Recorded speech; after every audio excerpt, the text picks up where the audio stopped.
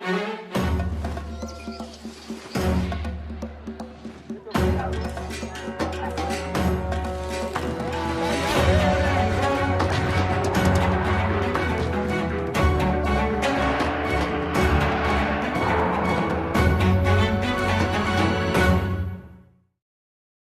colônia, vivemos o ciclo do pau-brasil, do açúcar e do ouro, todos voltados ao mercado externo.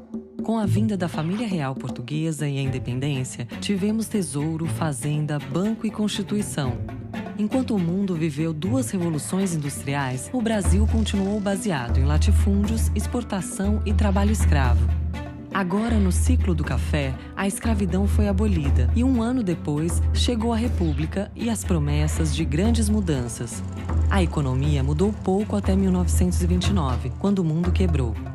Com a Grande Depressão, o poder econômico e político mudava de mãos.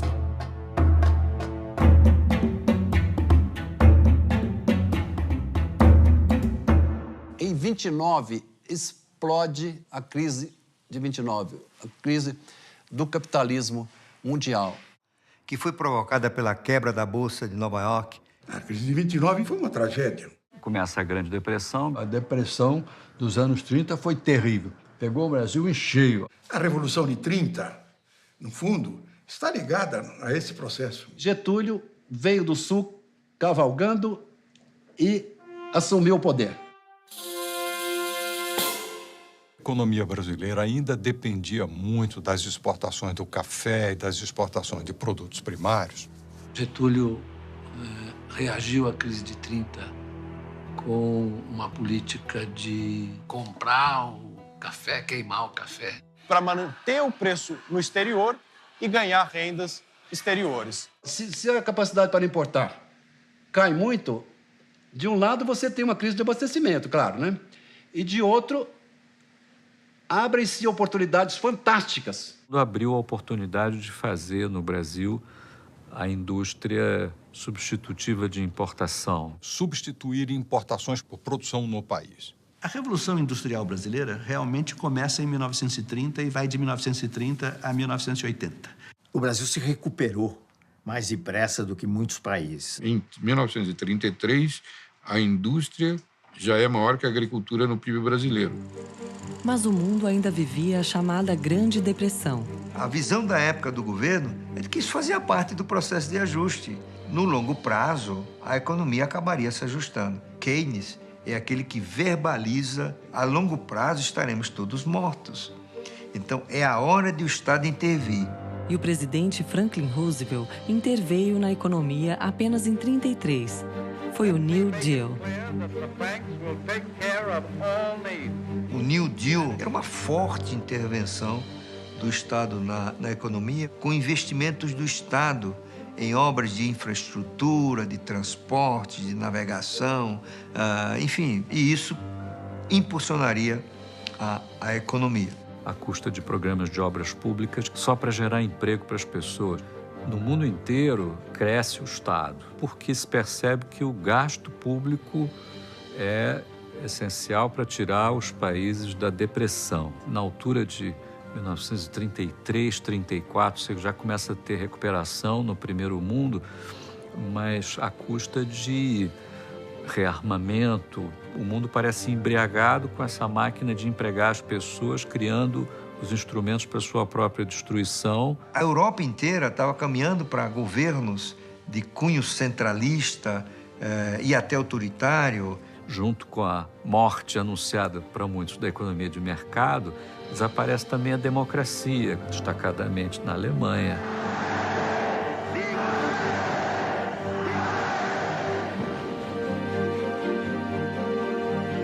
Vários regimes autoritários surgem no mundo inteiro, também na Itália e no Brasil. O Estado brasileiro deixou de ser um Estado liberal oligárquico para ser um Estado desenvolvimentista, ou nacional desenvolvimentista, como se falava, a partir de 1930. Quer dizer, o Vargas, em 37, ele golpeia, né? Ele golpeia e nasce um Estado Novo. Crescentemente, a postura intervencionista do varguismo vai aumentando. Ele criou aqui no Estado Novo, que era fascista, o parafascista. Mas aí veio a guerra de 39, em 45. A Segunda Guerra Mundial. While the Allied strategic air assault on Fortress Europe went on with ever-mounting power, day and night the Allied air forces sent their bomb cargoes into the vitals of Hitler's self-proclaimed kingdom. Targets, factories, airdromes, synthetic fuel plants, crude oil. Os países industriais já não tinham como produzir bens industriais. E o Brasil continuou suprindo as potências do eixo. O que deu espaço para a indústria brasileira também, não é, se expandir nesse período. Muitas coisas estatais foram criadas nesse período e a semente de outras coisas que viriam depois também. O PIB e a indústria cresceram no regime autoritário de Getúlio Vargas. Isso ele combinou com um ingrediente importante que foi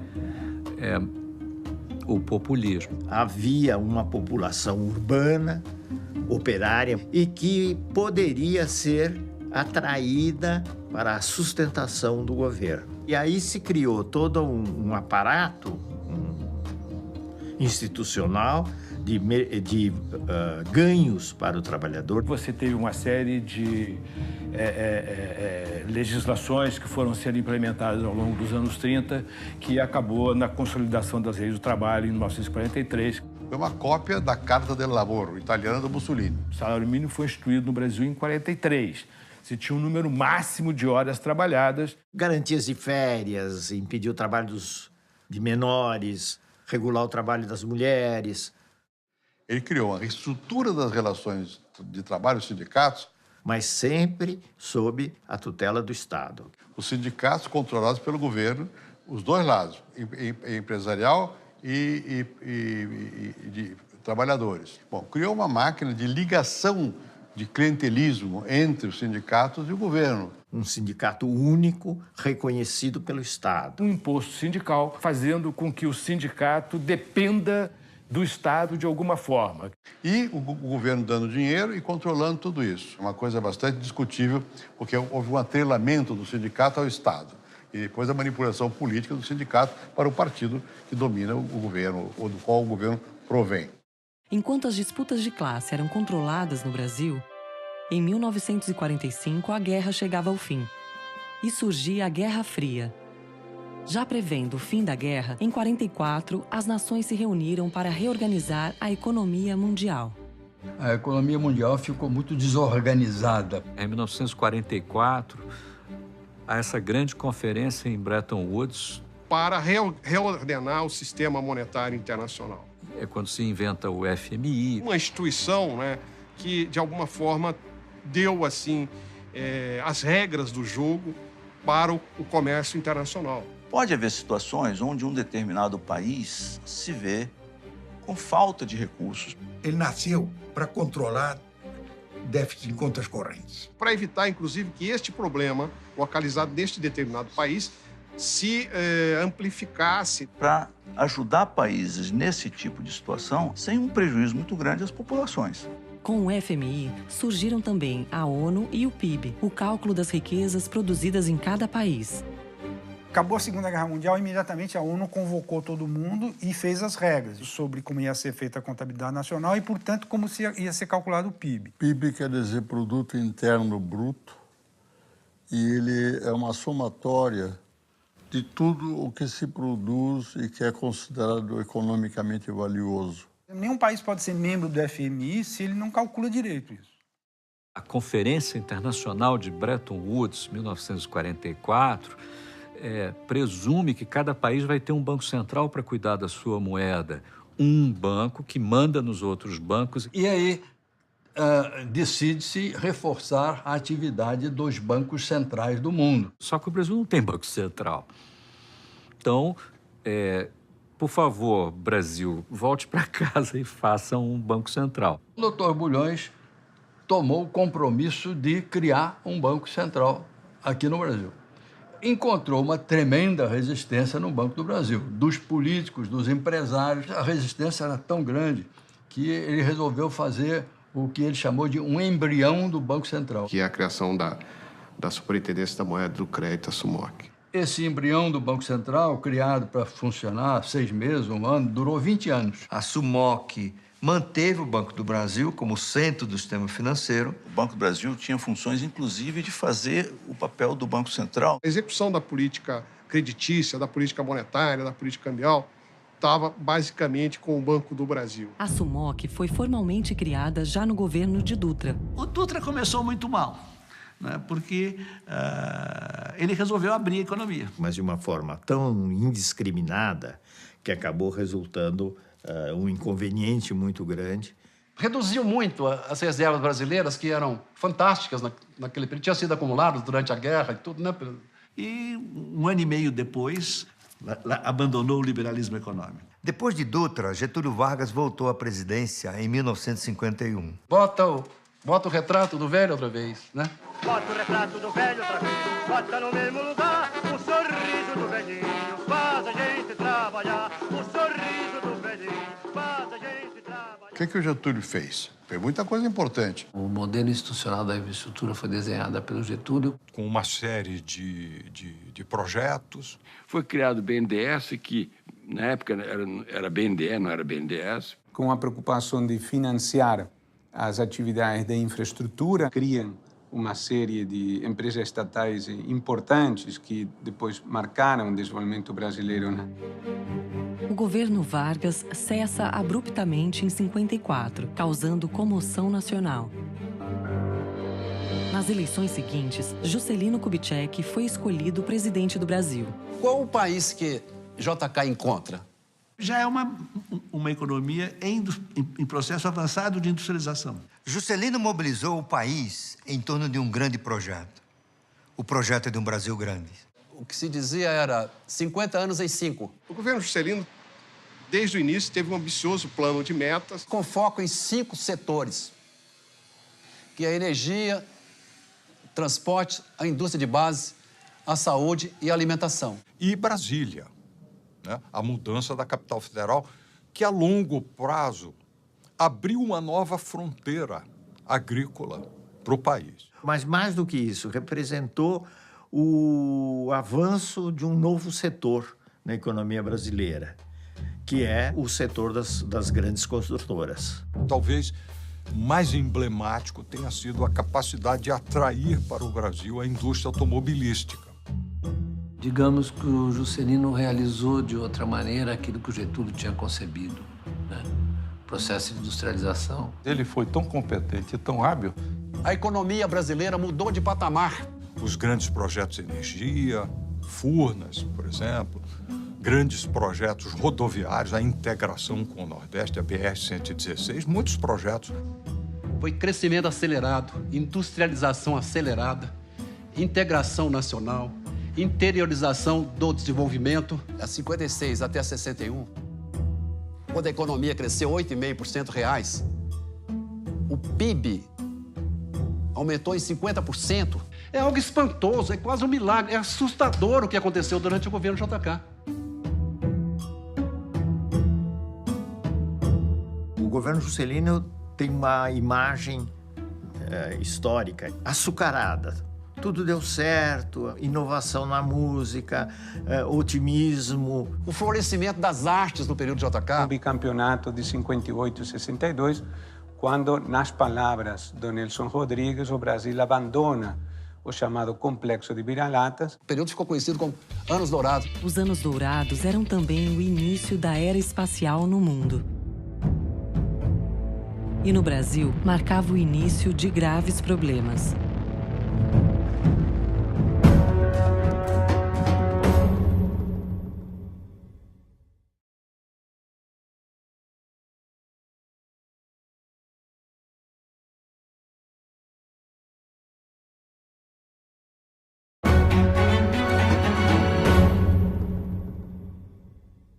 Há um ovo da serpente que começa a se quebrar no governo Juscelino. A maior crítica que é feita a JK e a seu governo é econômica. JK é o pai da inflação. Brasília é a matriz da inflação brasileira, né? Disse isso, né? A sociedade viu o país começar a crescer sem ter que apertar o cinto e ficou eufórico. Só que depois a conta chegou. O Juscelino, diferentemente do Getúlio, foi irresponsável do ponto de vista fiscal. Ele resolveu construir Brasília e não tinha dinheiro para isso. Ele deixou uma herança de uma conta muito grande a ser paga. A inflação ficou muito assanhada mesmo. Uma das forças que impulsionam a inflação é a gastança excessiva do governo. Antes de 64, você aprovava às vezes 10, 11 vezes os gastos do que o orçamento podia suportar. Se ele gasta mais do que arrecada, então tem de recorrer a empréstimos ou então bota mais moeda em circulação. Ele emitiu para valer. O que significa, olhando do lado da moeda, significa inflação. Mas a inflação ainda não era vista como um grande problema. Quando a inflação chegou a 2 dígitos, nos anos 40, começaram a ter as teorias que a inflação era indutora do crescimento econômico. Era o debate entre estabilidade e crescimento. Parecia que para crescer tinha que continuar volátil, instável e em crise, né?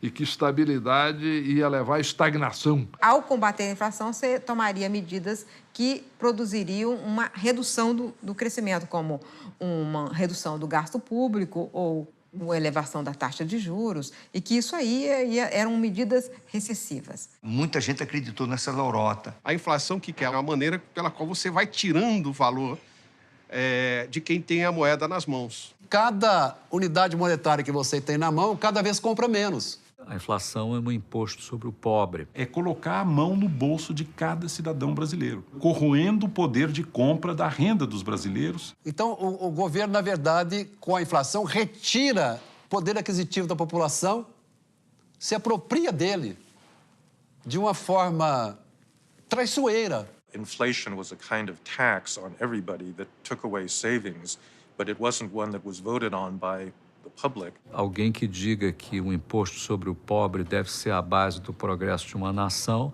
é um pervertido, entendeu? Devia estar preso. A conta foi entregue a Jânio Quadros, que achou mais urgente proibir maiôs nos concursos de Miss, biquínis nas praias e o lança-perfume nos bailes de carnaval. No Brasil estava vivendo desequilíbrio fiscal e crise inflacionária. Setor externo desarrumado, balanço de pagamento desequilibrado, a inflação em alta. A bomba caiu no colo do sucessor e, de certa maneira, isso preparou o terreno para o golpe militar de 64. Que era o período da Guerra Fria. Então, havia o princípio de estabilidade política, não só no Brasil. Nas décadas de 1940, 50 e 60, diversos países se tornaram independentes. No mundo inteiro, essa disputa de áreas de poder, de influência entre União Soviética e Estados Unidos se projetava nos países, né? Em 1959, nós temos a Revolução Cubana.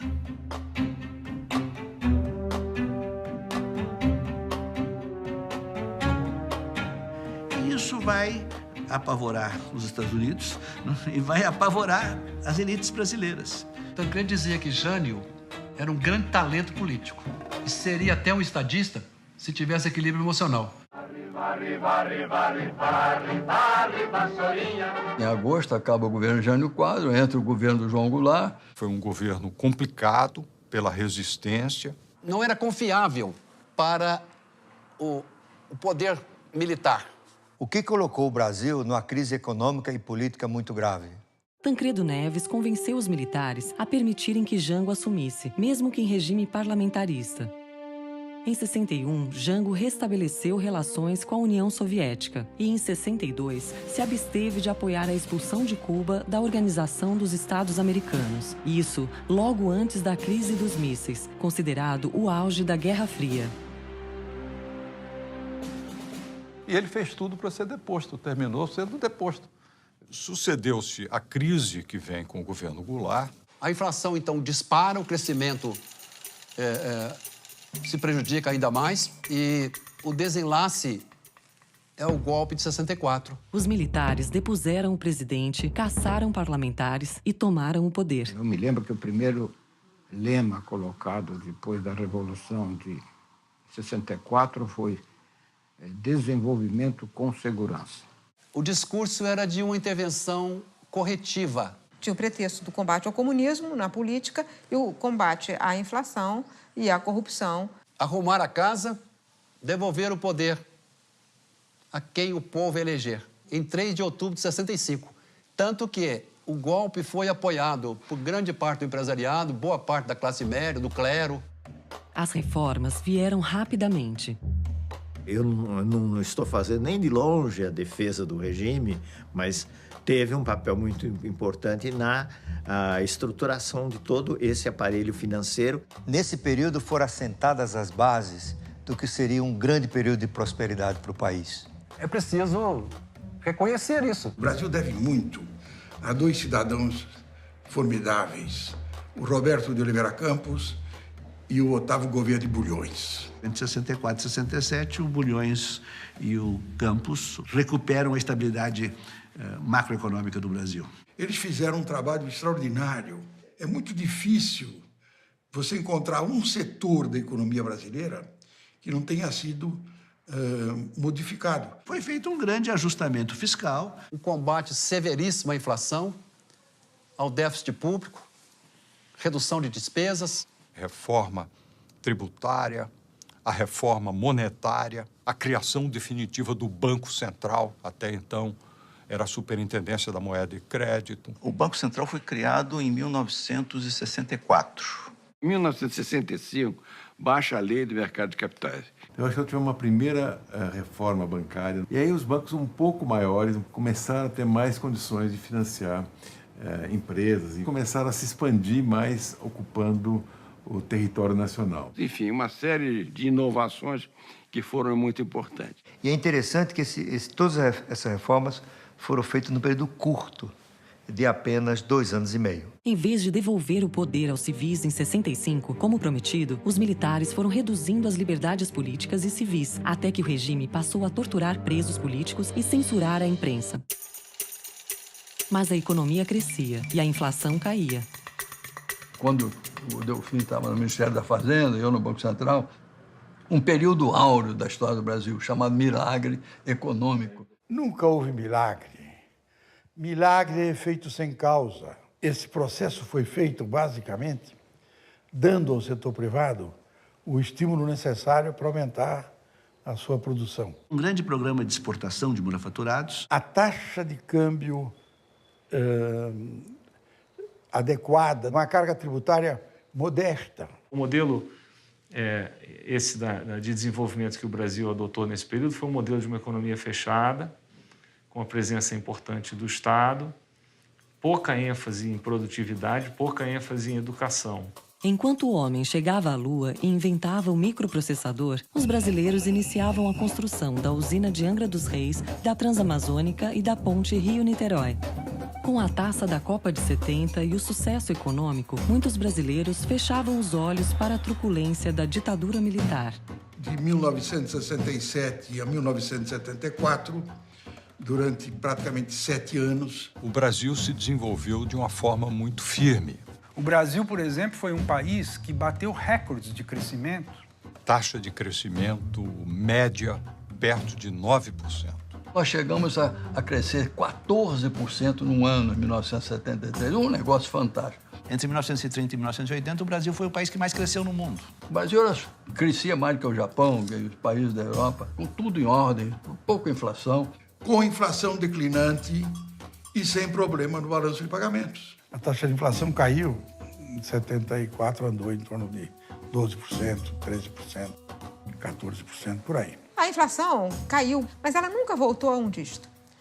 Esse crescimento trouxe o Brasil a mais ou menos 1/4 da renda per capita americana. A classe média teve um primeiro grande salto. Não significa que alguém foi prejudicado. O bolo cresceu para todos, com mais fermento nos segmentos mais ricos.